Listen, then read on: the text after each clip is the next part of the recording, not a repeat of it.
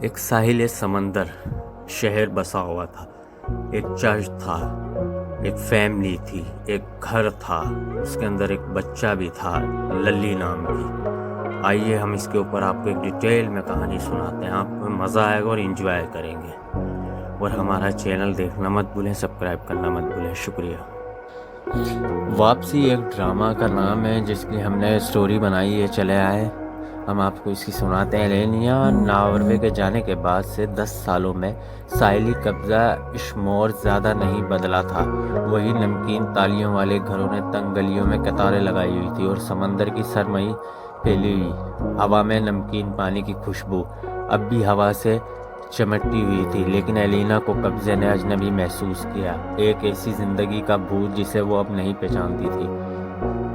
اس کی کار گرجا گھر کے باہر ایک اسٹاپ پر گڑگڑائی جہاں کلارا کا جنازہ ہو رہا تھا۔ سوگواروں کا ایک جھرمٹ داخلی دروازے کے قریب جمع تھا، ان کی سیاہ لباس اب آلودہ آسمان کے ساتھ مل رہے تھے۔ الینا نے ہچکچاتے ہوئے اسٹیئرنگ وہیل کو مضبوطی سے پکڑ لیا۔ اس نے اس جگہ سے گریز کرتے ہوئے ایک دہائی گزاری تھی، اب وہ کرنے والے بھیڑ کے بچے کی طرح اس میں واپسی جا رہی تھی۔ اس نے بین کلارا کے شوہر کو چرچ کی سیڑھیوں کے قریب کھڑے دیکھا، اس کا چہرہ غم سے بھرا ہوا تھا۔ اس کی نظر نے اس کے سینے میں جرم کا ایک درد بھیج دیا۔ اس نے اسے حادثے کے بعد سے نہیں دیکھا تھا، اس نے اسے نہیں بلایا تھا اور اس نے اسے نہیں بلایا تھا۔ یہ قابل بیان معاہدہ تھا، کلارا اب اس کا خاندان تھا۔ ایک گہرا سانس لے کر الینا گاڑی سے باہر نکل گئی۔ جب وہ چرچ کے قریب پہنچی تو سر مڑ گئے، ہجوم سے سرگوشیاں ہو رہی تھی۔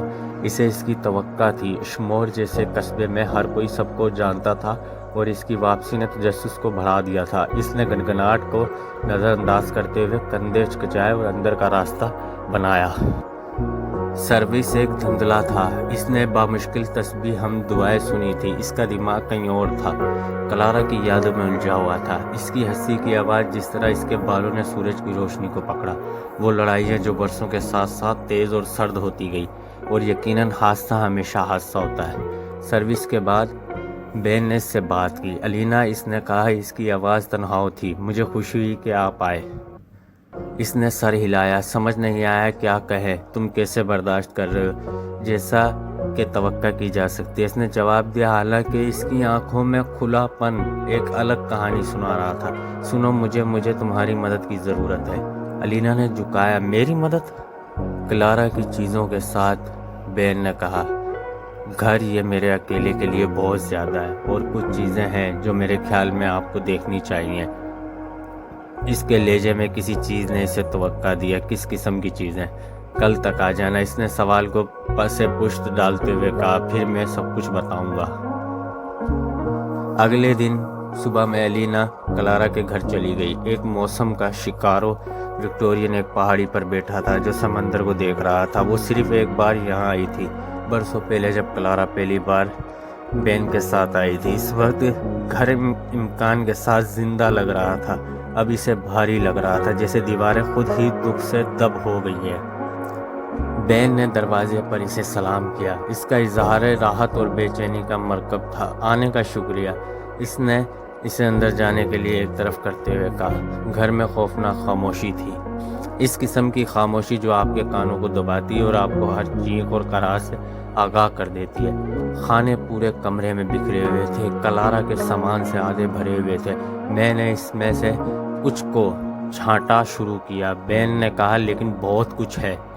الینا نے سر ہلایا، اس کی نظریں پردے پر موجود تصویروں کو طرف جاتی تھی۔ کلارا اور بین اپنی شادی کے دن، کلارا ساحل سمندر کے لاؤ پرستوں کے ساتھ ہنس رہی تھی، کلارا ایک بچے کو پکڑے ہوئے۔ الینا جم گئی، اس کا پیٹ سخت ہو رہا ہے۔ وہ نہیں جانتی تھی کہ کلارا کا بچہ ہے، اس کا نام للی ہے۔ بین نے الینا کے رد عمل کو دیکھتے ہوئے خاموشی سے کہا، وہ اب 7 سال کی ہے، وہ کچھ دن میرے والدین کے ساتھ رہ رہی ہے۔ بہت کچھ ہو گیا، بین نے کہا، اس کی آواز تلخی سے بھر گئی، لیکن میں نے آپ سے یہاں کیوں نہیں پوچھا؟ وہ اسے کلارا کے مطالعہ کی طرف لے گیا، ایک چھوٹا سا کمرہ جس میں کتابوں، کاغذات اور ایک میز بکھری ہوئی تھی جس میں نوٹ بک اور کاغذ کی ڈھیلی چادریں تھیں۔ کلارا نے اس سے پہلے یہاں کافی وقت گزارا۔ وہ پیچھے ہٹ گیا، اس کا جبڑا سخت ہو گیا۔ مجھے لگتا ہے وہ کسی چیز پر کام کر رہی تھی، شاید ان کو آپس میں اندازہ ہو جائے۔ الینا ڈیسک کے قریب پہنچی، اس کی انگلیاں ایک جرنل کے پہنچے ہوئے چمڑے کے خلاف برش کر رہی تھی۔ اس نے اسے کھولا، اس کی آنکھیں گندی خاولٹ اور سکین کر رہی تھی۔ صرف ایک جزیرہ نہیں تھا، یہ ایک تحقیقات تھی۔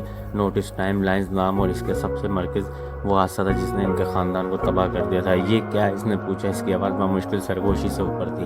بین نے سر ہلایا۔ میں نہیں جانتا، لیکن کچھ بھی وہ دیکھ رہی تھی، مجھے لگتا ہے کہ اس نے اسے مار ڈالا۔ یہ ایک کہانی ایک ساحل کے کنارے گاؤں تھا جس کے اندر کچھ لوگ رہتے تھے جن کی سٹوریاں، چرچ بھی ہے اس کے اندر، ایک میاں بیوی کی بھی ہے اور ایک بچے کی بھی ہے۔ نیکسٹ پارٹ ہم انشاءاللہ اس کا جلدی اپلوڈ کریں گے۔ Thank you. دیکھیں دوستیں، اگر آپ ہمارا چینل سبسکرائب کر دیں گے تو آپ کا کیا جائے گا؟ آپ کے یوٹیوب چینل پہ صرف ایک سبسکرائب بڑھ جائے گا، لیکن سبسکرائب کی وجہ سے میری لائف سیٹ ہو جائے گی۔ تو so please subscribe to watch my videos. Thank you.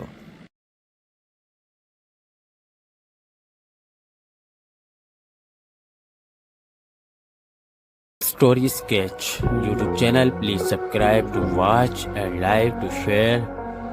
دل دلا دینے والی مہم جوئم دوستی، ہمت اور مہربانی کی کہانیاں، موڑ اور غیر متوقع پلٹ جو آپ کے اپنی سیٹ کے کنارے پر رکھیں گے، ہارڈ وارٹنگ ایڈونچر، ٹویسٹ اینڈ ٹرائلز، ثقافتی تنوع، دنیا بھر کے افسانوں اور روایات سے متاثر کہانیاں، تفریح اور سیکھنے، زندگی کے اس بار اخلاقی اقدار اور ہر عملے کے لیے تخلیقی کہانیاں، into the world, imagination and the adventure with unique cartoons.